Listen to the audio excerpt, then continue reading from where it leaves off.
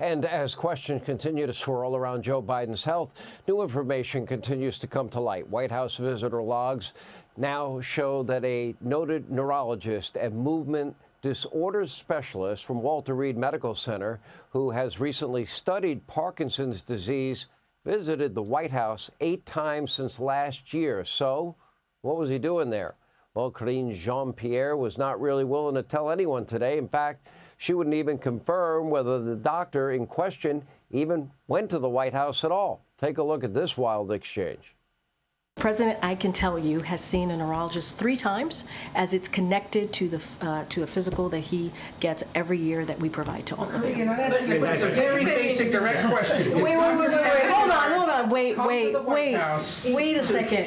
8 times, or at least once, in regards to the president specifically. Hold on a second. That's what you should be able to answer by this point. Wait, no. No, wait a minute. Ed, please.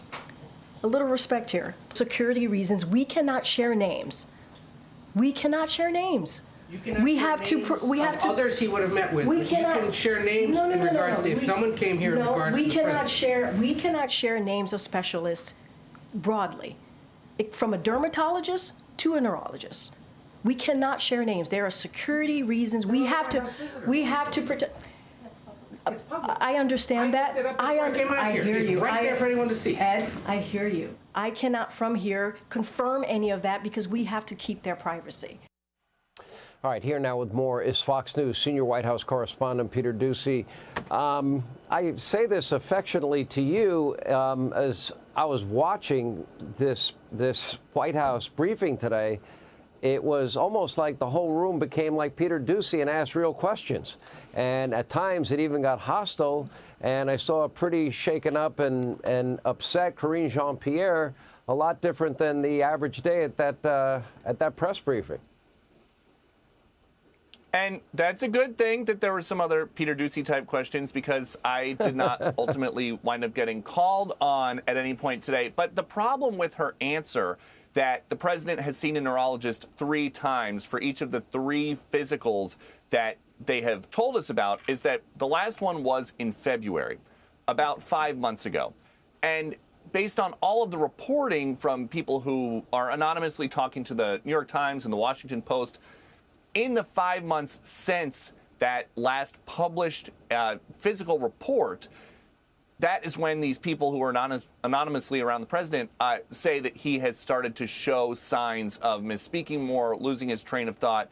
And she insists that he has not been re-screened for any of these.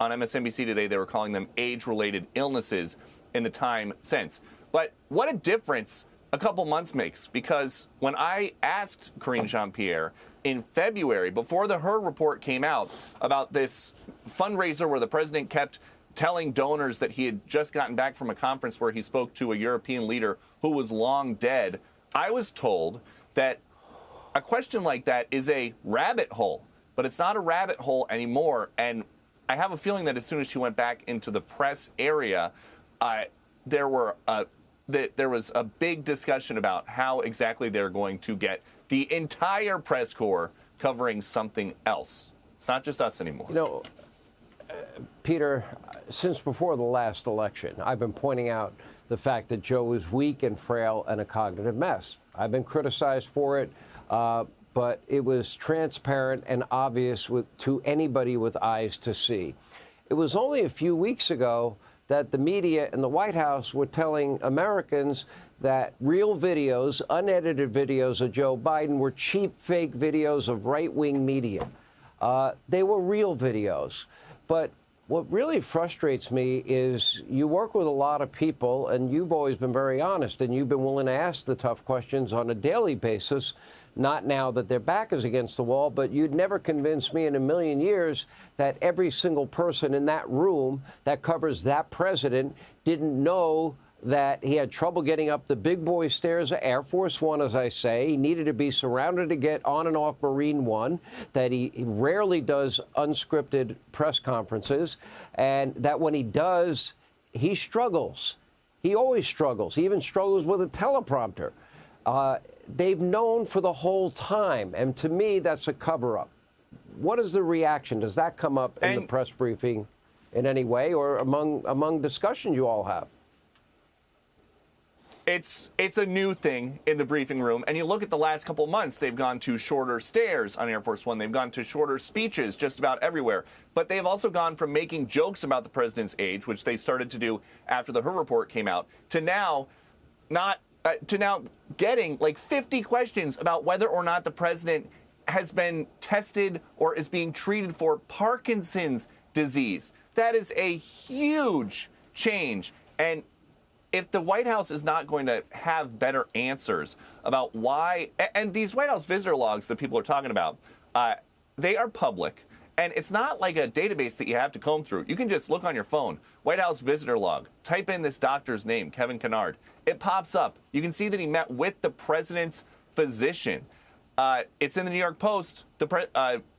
Ronnie Jackson, who treated Trump and Obama and Bush, he says that that physician would only be taking meetings like that for something relating to the president's care. And so the answer from the White House about we can't talk about anything because there's a privacy concern, maybe they are concerned about privacy, but it would be the president's privacy or somebody in the first family, according to what Ronnie Jackson is putting out in the New York Post.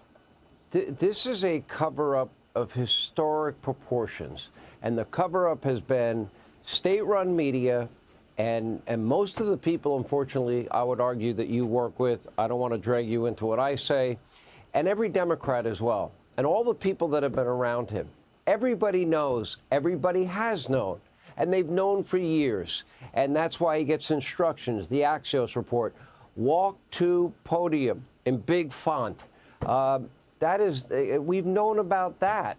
You know, here, let us give you a list of questions if you're going to interview the president.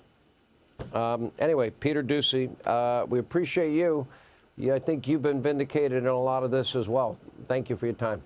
Hey, Sean Hannity here. Hey, click here to subscribe to Fox News YouTube page and catch our hottest interviews and most compelling analysis. You will not get it anywhere else.